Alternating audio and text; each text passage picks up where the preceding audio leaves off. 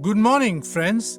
I'm Christopher Arulanand, and I welcome you to my daily devotion titled Fresh Bread. And I do hope and pray that the words of my mouth and the meditation of my heart will be acceptable in His sight. My message this morning is titled The Magnanimity of God. Last Sunday, that is day before yesterday, we had a seminar in church, how to understand the Bible in Hebrew. Our Hebrew teacher taught us that the Bible has been written with the goal that it takes 1,000 years for man to meditate and master it. So I don't have a verse to support this fact, but it is quite possible that in the millennial rule on earth, we get a better understanding of the things we missed out from this magnum opus. Yesterday, I was meditating on the life of Abraham, the father of faith.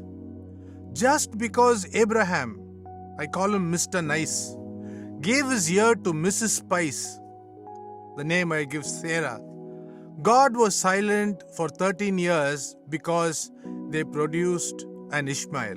Now come with me to the book of Genesis chapter 17, verse 17. What do we see in it? Actually, Christians generally miss out this part. Then Abraham fell on his face and laughed and said to himself, "Shall a child be born to a man who is 100 years old? Shall Sarah, who is 90 years old, bear a child?" Generally, Christians remember that only Sarah laughed. But I want you to know today that even Abraham fell on his face and laughed. Actually, it should have been Abraham fell on his face and worshipped the Lord. Now again we see that when God speaks to Abraham, Sarah hears it, and the Bible records that Sarah also laughed. This we find in Genesis chapter 18, verses 12 and 13. It was hard to believe, so they laughed, because it had stopped within Sarah the manner of women. And she's asking and laughing to herself, how this could be possible now? Both Abraham and Sarah did laugh at what God promised, but still, God never took the matter seriously because of His magnanimity.